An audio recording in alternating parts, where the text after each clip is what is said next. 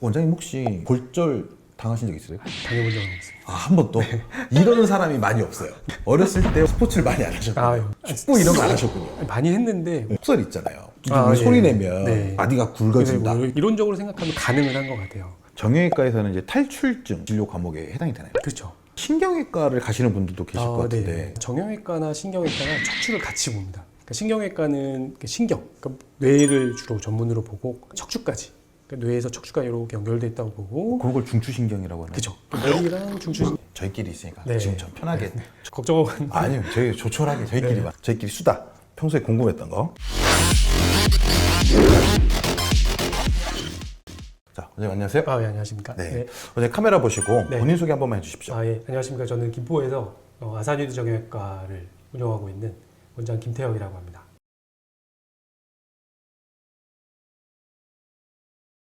요즘 같은 경우에 좀 내원하시는 환자분들은 네. 어떤 질환이나 어떤 부위가 아프셔가지고 오는 분들이 좀 많으세요? 그래서 이렇게 추워지면 젊은 분들보다 이제 나이 드신 분들, 관절, 그죠? 뭐 무릎이나 발목 이런 데 염자가 생겨서 오신 분들도 있고, 심지어는 뼈가 약하신 분들은 골절이 돼서 많이 방문하시기도 하고요. 그런 분들 이렇게 관절이나 이렇게 통증이 많으셔가지고 오면 그런 분들 대부분 어떤 치료를 좀 많이 요하시나요?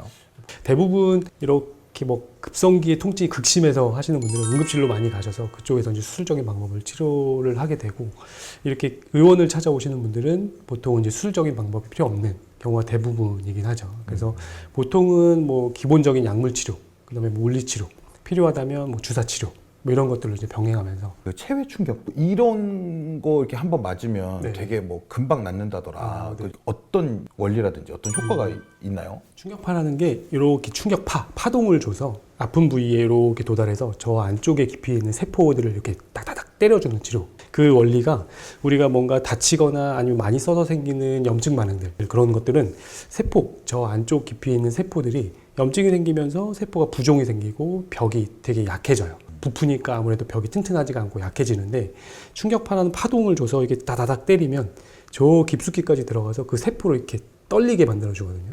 그러면 정상 세포는 벽이 튼튼하니까 이렇게 때려줘도 안 터져요. 그래서 이렇게 평소 아프지 않은 부위를 쳐보면 아무 느낌이 안 나고 그냥 소리만 나는데, 이렇게 아픈 부위를 때려주면 되게 아픈 극심한 통증이 생기죠.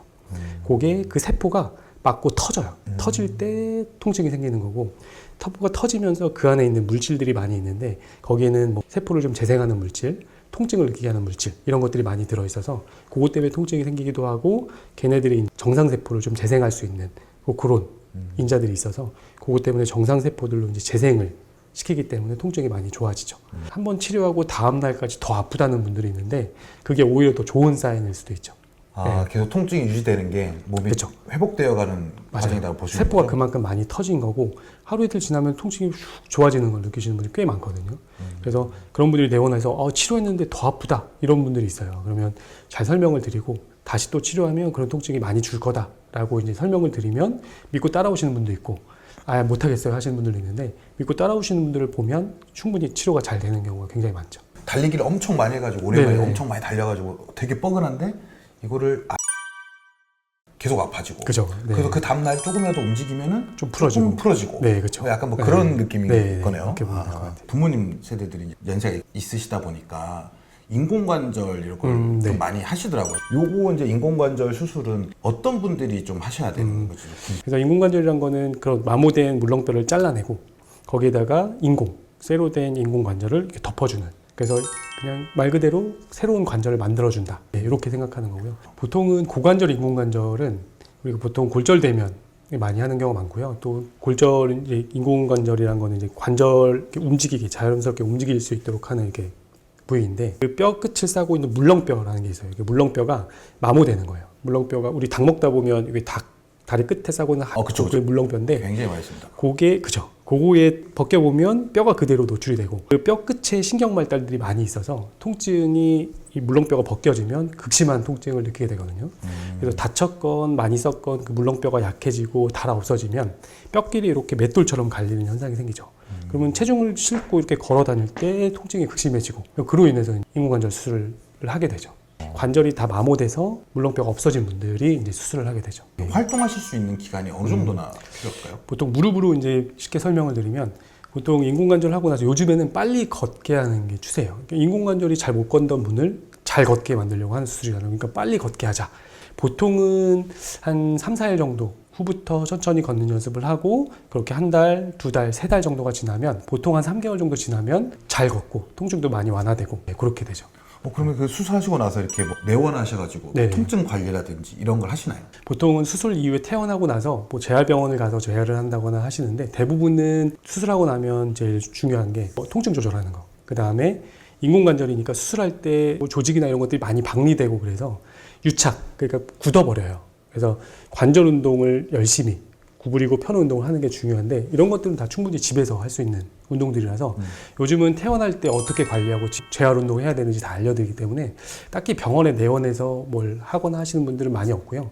할 수 있다면 뭐 가까운 의원이나 이런 데 방문해서 관절을 운동을 좀 도와주는 기계로 도와주는 것도 있고 아니면 우리가 도수치료라는 걸로 관절 운동을 좀 이렇게 도와주는 그런 치료를 하러들 많이 오시죠. 그러면 인공관절 수술하신 분들이 네. 사우나에 가셨어요. 네. 근데 이제 온탕에 들어가시는 게 효과가 있을까요? 냉탕에 들어가는 게 효과가 있을까요? 네. 왜냐하면 저희가 그 근육이나 이런 거 할 때 냉찜질 하거나 그쵸. 이렇게 네. 하잖아요. 그런 거에 되게 헷갈리시는 분들도 있으실 것 같아요. 그렇죠. 인공관절 수술 시기에 따라 좀 다른 것 같아요. 수술하고 나서 보통은 한 두 달 정도, 두세 달까지는 조직이 회복되는 시기거든요. 그래서 막 수술 과정을 혹시 뭐 보신 적은 없으시지만 굉장히 박리도 크게 하고 안쪽에 이제 조직이나 이런 것도 많이 박리하고 뼈를 잘라낸다는 것 자체가 굉장히 큰 수술이죠. 그래서 이게 회복될 때 염증 반응도 많이 생겨서 부종도 많이 생기고 벌겋게 되고 이게 보통 한 두세 달까지 가거든요. 뭔가 조직이 부어있고 열감이 있고 할 때는 온찜질은 하시면 안 되는 거예요. 아, 이렇게 네. 만졌을 때 그 열감이 느껴지는 거면 그래서 그런 염증 반응을 좀 줄이기 위해서는 냉찜질을 하는 게 제일 중요하고요. 그 한 3개월 정도 지나서 조직이 안정화되면 그때부터는 따뜻한 찜질 해서 그쪽으로 혈류도 많이 공급시켜서 조직을 좀 부드럽게 한다던가 뭐 그런 게 이제 도움이 되겠죠. 그래서 정리하면 뭐 한두 달 정도까지는 시원한 찜질을 해서 조직을 좀 안정화시키는 게 좋고 한 3개월 이후에는 또 따뜻하게 해서 관절 운동을 꾸준히 해주는 것도 도움이 되고요. 근데 보통 3개월 지나면 어느 정도 관절 운동은 다 회복된 상태이기 때문에 그때는 뭐 따뜻한 물에 들어가든 뭐 찬물에 들어가든 크게 상관은 없을 것 같아요. 약간 그 궁금하면 일단은 병원에 전화해서 좀 그쵸. 이런 상태인데 네. 따뜻한 찜질이 맞나요? 네. 냉찜질이 맞나요? 물어보고 이걸- 하시는 게 제일 좋을 것 아, 같습니다. 네, 항상 네. 원장님한테 전화를 드리면 되겠네요. 네. 그런 경우도 있을 것 같아요. 이제 한번 한쪽을 수술하고 또 몇 달 뒤에 다시 이걸 또 수술해야 네. 된다라고 이야기를 들으시거나 아니면 네. 오신 김에 입원하신 김에 양쪽 다 다 같이 뭐 하시는 건 하실 수 있는 환자들도 계실 텐데 네. 그런 거는 어떻게 좀 결정을 하나요? 그 아, 순서를. 환자 본인이 선택하는 경우도 많고요. 이게 한쪽이 많이 아픈 경우에는 뭐 아픈 쪽만 하겠죠. 근데 반대쪽이 아프지 않고 사진은 다 망가졌지만 아프지 않으면 굳이 같이 할 필요는 없는데 환자분의 의사가 결정할 때는 의사가 이제 이걸 보고 결정할 때는 환자분의 상태가 되게 중요하겠죠. 나이도 되게 중요한 팩터고요. 보통은 고령에서 65세 이상에서 많이 하기 때문에 아무래도 이게 뼈를 잘라내고 하는 수술이라서 피가 굉장히 많이 나는 수술이에요. 네, 요즘에 뭐 로봇으로 하기도 하고 해서 피 출혈을 조금 줄인다고 하지만 그래도 스물스물 뼈를 잘라냈을 때 나는 출혈이 무시 못할 정도의 이제 출혈이기 때문에 안전하게는 한쪽을 하고 어느 정도 회복하고 나서 반대쪽을 하는 게 잘 쓰려고 한 건데 혹시 하다가 잘못되면 안 되잖아요. 안전하게 어느 정도 몸속에 피가 좀 회복되고 헤모글로빈이라고 하는 수치를 보고 몸속에 피가 좀 회복되고 나면 보통 하는 경우가 많고요. 보통은 요즘에는 이제 워낙 고령화되고 나이 많으신 분들도 정정하신 분이 많잖아요. 그래서 보통은 한쪽 하고 일주일 정도 있다가 한쪽 하고 이런 경우도 많고요. 보통 좀 연세가 많으신 분들은 한쪽 하고 아까 3개월 정도 회복 기간을 두고 이제 반대쪽을 하고 이런 경우가 많죠. 근데 환자분 입장에서 생각해 보면 마취 한 김에 양쪽을 다 해버리면 더 편할 텐데 그렇죠. 위험할 수 있어서 좀 안 하시는 거. 추천은 안 드리고 또 한쪽 하고 3개월 뒤에 또 이 한번 겪어본 그렇죠. 고통을 또 겪어야 된다는 그렇죠. 것 자체가 되게 겁내하시는 분들이 꽤 많아요. 겁날 것 같아요. 그렇죠. 이미 한번 겪었는데 이거를 또 다시 해야 된다라고 그렇죠. 하면 맞아요. 간단한 수술도 아니고. 그렇죠. 네. 근데 본인의 이제 잘 쓰기 위해서 하는 수술인데 안전한 게 되게 중요하잖아요. 그렇죠. 그래서 안전하게는 한쪽하고 반대쪽하고 이게 더 안전하지 않을까. 회복에도 분명히 또 영향이 있을 그렇죠. 테고요. 네. 원장님 혹시 이렇게 골절 당하신 적 있으세요? 저는 운 좋게도 당해본 적은 없습니다. 한 번도 이런 사람이 많이 없어요. 어렸을 때 원장님 그러면 스포츠를 많이 안 하셨군요. 축구 이런 거 안 하셨군요. 많이 했는데 운 좋게 부러지진 않고 네. 염자가 심하게 된 적은 있지만 네. 부러진 적은 다행히 저희가 보통 이제 어렸을 때 보면 이제 농구하거나 이럴 때 네. 이제 손가락 이 끝에 이렇게 탁 그렇죠. 농구 맞아가지고 이렇게. 네. 그러면 이제 여기가 마디가 엄청 붙잖아요. 그렇죠, 맞아요. 네. 요런 거는 이제 골절이 아니고 염좌에 해당되는 건가요? 근데 염좌로 알고 그냥 치료 안 하고 지내주신 분이 많은데 와서 엑스레이를 찍어보면 골절되는 경우가 굉장히 흔하거든요. 더군다나 이제 어릴 때는 관절을 연결해주는 인대가 뼈보다 약간 더 세요. 그래서 이렇게 손이 꺾이면 인대만 또 끊어지는 게 아니라 뼈를 얘네가 같이 딱 데리고 끊어지는 경우가 많아서 그런 걸 이제 견연골절이라고 하는데 그렇게 생기는 경우가 흔하죠. 그래서 뭔가 부어있다. 뭐 꺾였는데 괜찮겠지 방치하면 안 되고 와서 꼭 사진을 찍어서 확인을 해봐야 되죠. 이게 뭐 저희가 수술을 막 하는 게 아니라 수술해야 되는 인디케이션이라고 하는 적응증이 있어서 그거에 맞춰서 수술하는 거죠. 근데 아이들은 웬만하면 심하게 뭐 전이가 되거나 골절이 크거나 그러지 않으면 웬만하면 수술하지 않는 경우가 대부분이거든요. 아이들은 이제 뼈도 잘 붙기도 하고 그다음에 뼈가 약간 휘어 있어도 리모델링, 그 교정도 되게 잘 돼요. 그래서 자기 스스로 뼈를 스스로 부족한 부분은 채우고 튀어나오는 부분은 깎고 아이들만의 특징이죠. 뼈가 그런 능력이 있어요. 아이들은. 그래서 그렇게 리모델링 능력을 믿고 그냥 이렇게 보존적인 치료를 하는 경우가 대부분이죠. 이런 거 그 속설 있잖아요. 손으로 이렇게 두두둑 소리 예. 내면 네. 마디가 굵어진다. 뭐 이렇게 막 네, 그런 거. 어렸을 때 많이 들어본 얘기인데요. 네. 연구에서 뭐 이게 뭐 두꺼워진다, 뭐 관절염이 빨리 생긴다 이런 연구는 뭐 제가 찾아보진 못한 것 같아요. 근데 이론적으로 생각하면 가능은 한 것 같아요. 이게 소리 나는 게 이렇게 관절을 꺾을 때 관절이 이제 좁아지면서 압력이 좀 이렇게 낮아지니까 주변에 생겨있던 기포들이 이렇게 터지면서 나는 소리거든요. 원래 그렇죠. 안 꺾여져야 되는데 계속 꺾는 거잖아요. 그렇죠. 얘한테 자극을 계속 주는 거죠. 네. 그러면 주변에 이제 힘줄이나 인대, 관절막이 조금씩 염증 반응이 생길 수도 있고, 그럼 좀 두꺼워질 수도 있고. 그래서 가끔 하는 거는 괜찮은데요. 네. 이걸 뭐 계속 습관적으로 막 계속 하면 네. 좀 안 좋을 것 같아요. 근데 어렸을 때는 많이 했는데 성인이 돼서 제 주변에 보면 계속 이렇게 습관적으로 하는 분들은 제가 찾아보지 못한 것 같아요. 저는 이제 걸을 때마다 발목이나 이런 데서 그 소리가 나요. 아, 네네. 뼈 부러지는 줄 알았다고 네. 이러거든요. 이거 소리가 나는 게 안 좋은 건가요? 아니요, 그렇지 않습니다. 뭐 사람들, 환자분들이 많이 오셔서 막 이렇게 소리가 난다 걱정하셔서 오시는 분들이 꽤 있는데요. 뭐 안심하시라고 설명을 드리죠. 아까 설명드린 그런 기포가 그냥 터지면서 나는 소리라서 이게 소리가 날 때 반복적으로 계속 자극이 가면서 통증이 유발된다. 그러면 이제 뭔가 치료가 필요할 텐데 소리는 나지만 뭐 별로 아프지 않다. 그러면은 뭐 굳이 신경을 안 써도 될 것 같아요. 근데 네. 저는 괜찮은데 주위 사람들이 깜짝 놀라니까 네네.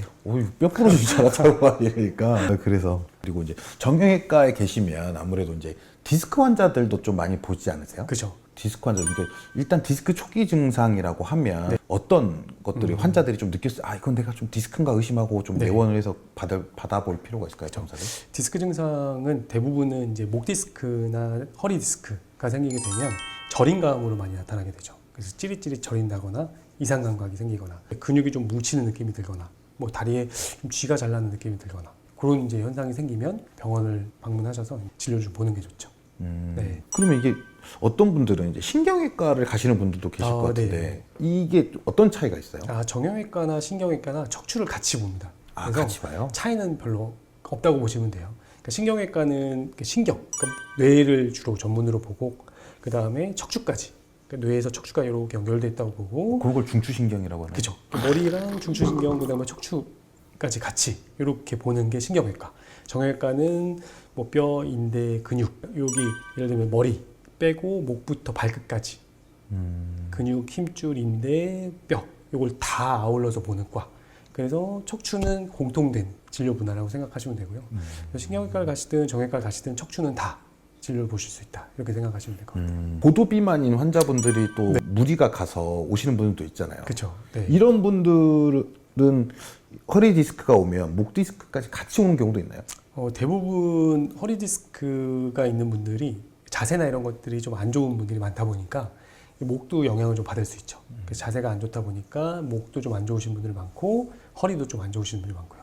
체중이 많이 나가다 보면 척추는 우리 몸의 이제 기둥인데 아무래도 붙어 있는 살이 많다 보면 이 허리 디스크 압력도 좀 높아질 수 있고 하중이 많이 실리다 보니까요.